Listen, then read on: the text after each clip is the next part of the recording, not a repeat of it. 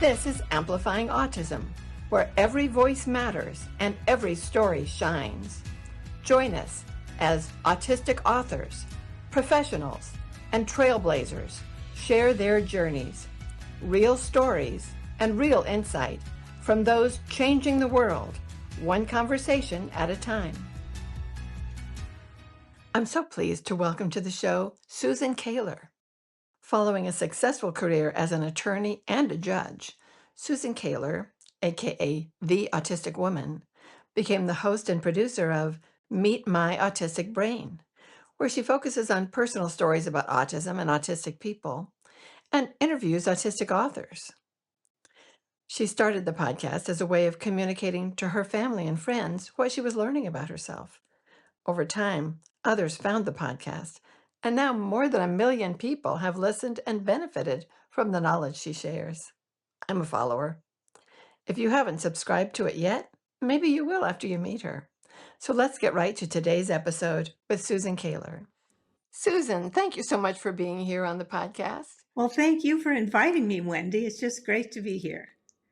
It's great to meet you again after I was on your podcast previously, and I hope people will go and sign up for yours. But first, most of our listeners are late diagnosed autistic folk, and I think you also identify with that group. Can you tell us a little about that? Well, what I struggled with my whole life was communication and relationships. And it was getting worse as I got older, even though I had read every book written, it seemed like, on both of those subjects. And I would try the things in those books, and it might work for a week or two and then not seem to work anymore. So I got to a point where, in relationships in particular, when I'd be communicating, the other person would misunderstand me. They'd misunderstand the look on my face, and they would always misunderstand me in not a good way. And it got so bad that I said to myself, no matter what this takes, if nothing else in my life, has an answer, I've got to find an answer for this. So I started researching, as we autistics often do. And I came upon a test for autism. And I don't know why I decided I'd take it, because I didn't know anything about autism, but I didn't think I could be autistic. But the little quiz online said I was. So I looked at more quizzes, and they turned out the same way. And then I started learning about autism. And that's when I realized things just started to fall into place, that I had many of the traits that were listed as being autistic. Once you had that new knowledge about yourself, how did that change your life or your perception of yourself in your past?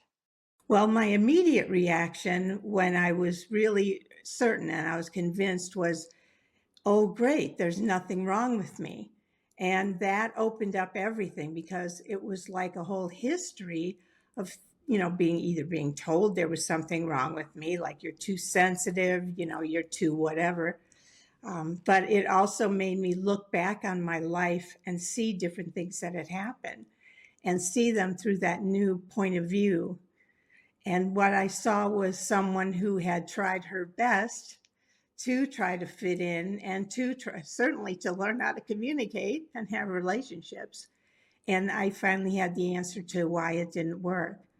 So what happened is I went through the process many of us do, where I grieved for a while. I grieved the fact that I had a life as someone I didn't know who she really was now, that I had been masking, as we learned that it's called. And I grieve for that loss also of not knowing what life would have been like had I known earlier that I was autistic. And after going through these phases, I finally reached a point where I was more comfortable with being autistic and accepting that life was different before and that I couldn't change that. Since then, I would say that I have become more accepting of myself. It's the one thing that surprised me a lot is I was really good at masking before. And the nice thing about being an attorney is that, that almost in itself is a mask that we put on. So I was able to play that role pretty well. But as I found out more and more about autism, it became harder and harder for me to mask.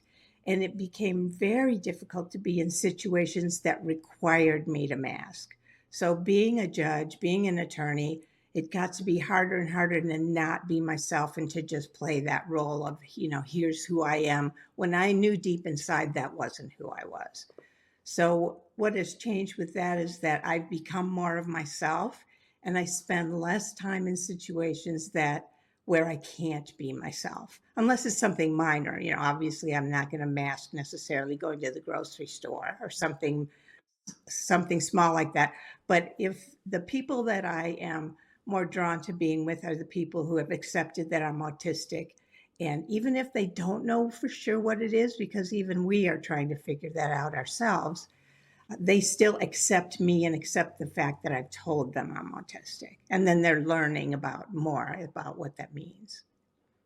That is so important. Yes. And I know a lot of people I've talked to share some of these same experiences. I loved what you said about that you thought there was something wrong with you, but that turned out there's nothing wrong with you because autism is not wrong.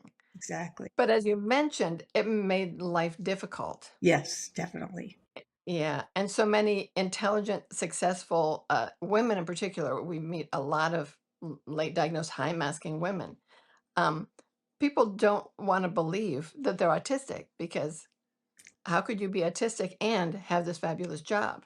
But you found that yeah, you were autistic in spite of all your successes. Um, and one of the things that you did with your new knowledge was to share with others. You started your podcast, and I would love for you to share with our listeners about your podcast because they will want to come and follow and subscribe to yours. Well, the way it started really was that I wanted my family to understand what it is to be autistic. I wanted to be able to tell stories about my life and how things turned out and how that showed that I was autistic earlier in life. So I thought, oh, a podcast is a great way to talk about it and maybe they'll tune in. Well, some of my family did, and some of them, are in denial, and that's fine. But then people started to listen to it. And I was surprised, but pleasantly, as I learned more and more about autism and how it affected my own life. Then I talked on each episode about some other facet of my life and how it turned out because I'm autistic. And for 3 years, I did that, mostly talk about my own experience. And then in the fourth and fifth year, I've been interviewing other people, and you've been one of them, Wendy. And it's been wonderful to hear other people's stories and to learn about them, to see what we have in common, because there are experiences we all have in common, or most of us have in common. And there's experiences we don't. It's been wonderful to see how autism has affected other people's lives and then what they've done with their lives, even not knowing they're autistic. As you said, a lot of women are very successful, well educated, brilliant women out there in particular, and Yes. men too. And it's fascinating that they nonetheless have gone through what they've gone through and yet still achieved this level of success and still were held back in some ways by their autistic qualities. Yes. And the one of the ones that you mentioned, being misunderstood, that is such a common thread. Yes.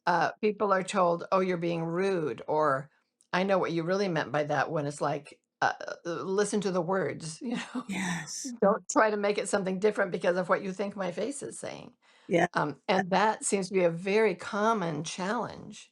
Yes, especially the face. I mean, I can't tell you how many times people said to me, "Why are you mad at me?" And I wasn't mad. I might have been thinking not even about anything except their words or what I was going to say, but I certainly was not mad in most of those cases. I hated that. Yes, and trying to create a facial expression as part of another layer of the mask Yeah. and think, "Okay, what facial expression do I need to put on for this conversation?" That has gotta be exhausting. Exactly. And I would even practice in the mirror. And when I thought I Yes, was you really have. smiling, I actually still had that terrible look on my face. But I got to doing one thing where I would, since I knew I wasn't going to smile, even though I tried to, I started pretending when I was in public that I just saw someone I knew. So I'd be like, Oh, even when I didn't, because that would make me well, smile naturally. So that's a good that strategy. was one of my coping strategies, yes. But of course, that doesn't work on a one-to-one conversation. This reminds me of a TV show that my kids introduced me to, a Korean show called something about Attorney Woo. Yes, I saw And it. yes, now, whenever Attorney Woo would think about whales, her deeply loved passion, she would kind of look up and there would be wind and there would be light and she would see whales floating and she just looked like she was so delighted and happy. Yes. And my youngest autistic daughter said, "That's what it feels like Mm, to think about your interest, your passion." They really got that right when they did all the special effects. yeah, So, so I'm wondering if people sometimes think about something that they're interested in order to put on a happy face. sure. That's an excellent point. I know that some people will say to me, your face lights up when you talk about whatever special interests I happen to have at the moment. Yeah, So, yes, that's true. That yeah. brings us a lot of joy. Now, are there any other projects that you've got going on that you might want to share with people? I know your podcast has been around for years, like 5 years now. Yes. Anything else coming up for you? Well, the thing that is sort of led to was a voice acting career. Now I'm Oh early in my. that career, but as a result of it, I've done some commercials, some narration, which I really enjoy doing that for narrating videos. Often they're for companies that are having training videos, and then doing some commercials. And I'm really enjoying that a lot, and I'm hoping to grow that. That sounds like so much fun. Yes, it's really been a lot of fun. Now, that is something I haven't heard a lot. There are so many things that are shared among this community, Mhm. but that's like a new door opening that is like, wow, that's very cool. That is cool. And I wanted to be an actress since I was a young child, but for various reasons didn't pursue it. And so to me, this has kind of come full circle. It's only voice, but that's fine. So Yeah. I'm still very happy about it. I think there are probably a lot of actors who may have had a career in the movies and then they're doing voices on cartoons and that kind of thing, who probably think this is so easy. No makeup, no costuming, no stand on your mark, no jumping out of a burning car or something. I don't know. That's true. But it seems like the best part of acting without the worst parts. What an ideal new career for you. Absolutely. Now, I'm wondering, is there any question that you wish that I had asked you? Anything that you'd like to talk about that I haven't brought up yet? I think you've covered everything very well. Yes. This has been delightful. Well, it has been a real joy to have you here. But before we do say goodbye, do you have words of wisdom for our listeners who may be where you were, 5, 6, 7 years ago, who are just suspecting, I think I might be autistic, or I just found out that I'm autistic. What words of wisdom or encouragement do you have for these folk? Well, I would say that prior to getting a diagnosis, learn all you can about autism. And I say that because in my case, I didn't even understand the question they were asking me. So I would give strange answers. For example, they asked me if loud noises bothered me. And I thought to myself, oh, like a siren, that only lasts a few seconds. How can I say that bothers me? So I said no. And of course, loud noises aren't the things that bother autistic people solely. For me, some very quiet noises are disturbing. But once I learned about autism, I knew I could better answer that question. And there's a lot of questions like that you could be asked in a diagnostic exam that you may not even understand what they're asking. So I'd say learn a lot about autism even before you get a diagnosis if you can. The other thing is, I would say, and it's kind of a cliche, but it is a process once you realize you're autistic because you go through so many phases of, there's going to be some depression for a little while, there's going to be grief, there may be moments when you hate being autistic, and when you realize that it is limiting. There's going to be moments when you're very proud and happy to be autistic, and those will ebb and flow. You know, you may feel you hate autism today, and then you're doing all great. And then for a while, you may hate it again. So it's an up and down. But overall, it has been something that's become more and more comfortable for me, and it all comes together at some point. So I'd say hang in there, keep going, don't give up. It's going to get better as you learn more and more about yourself. Be okay with it. I love that. I want to jump back to one of the things you said about the diagnostic questions. Yes. And a lot of people I've talked to have had some of those same struggles. For instance, if they say, do you have a problem with eye contact? Well, some people will think, no, I just avoid eye contact. It's no problem for me. And so they'll say, no problem. Others will say, not anymore. I have a system for eye contact. How many seconds to look at the eyes and look away and look back?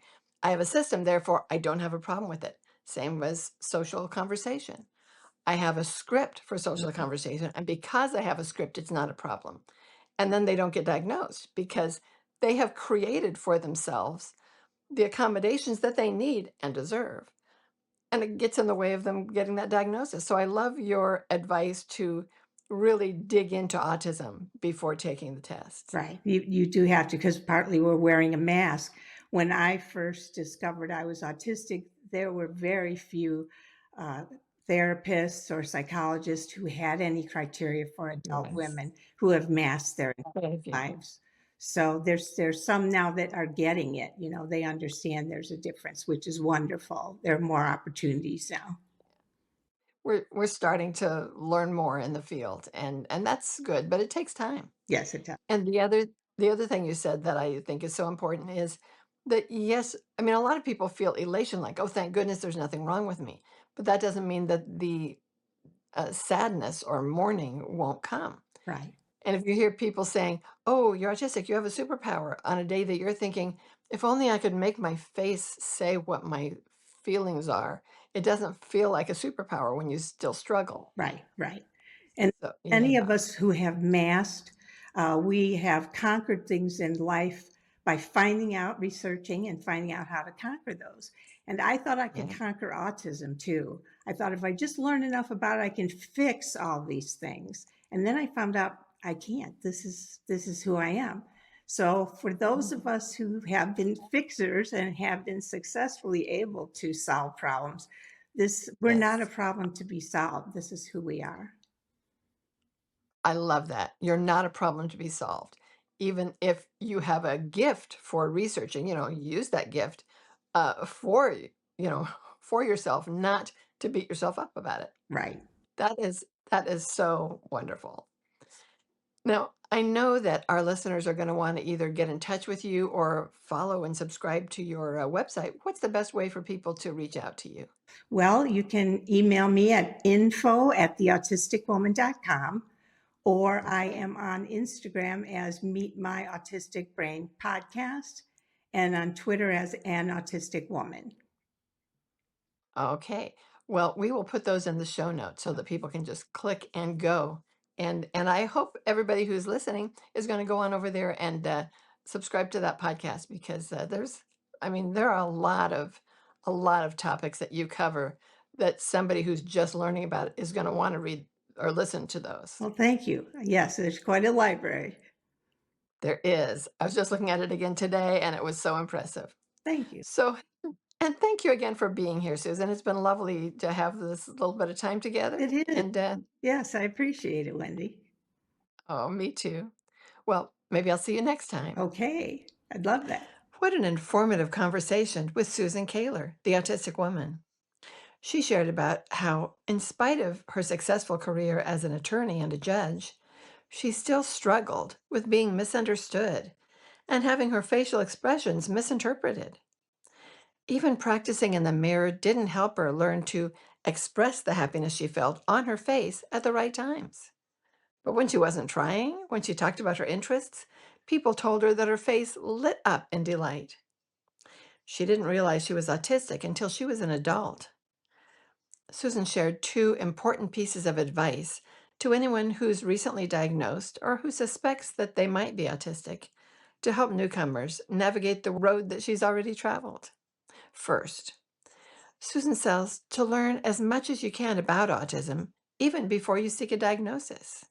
And second, it's a process. Be prepared for the highs of finally realizing there's nothing wrong with you, as well as the sadness and mourning that can come with a diagnosis. If you haven't found Susan's podcast, Meet My Autistic Brain, yet, I highly recommend checking it out on Apple Podcasts. You'll probably want to subscribe like I did. And check out her links in the show notes. This autistic woman has a lot to offer. Thanks for listening to Amplifying Autism. I'm Wendy Whitcomb-Marsh. Looking forward to next time. You've been listening to Amplifying Autism, celebrating the voices that shape a more understanding world. Don't miss the next episode. More stories, more insight, and more voices that matter.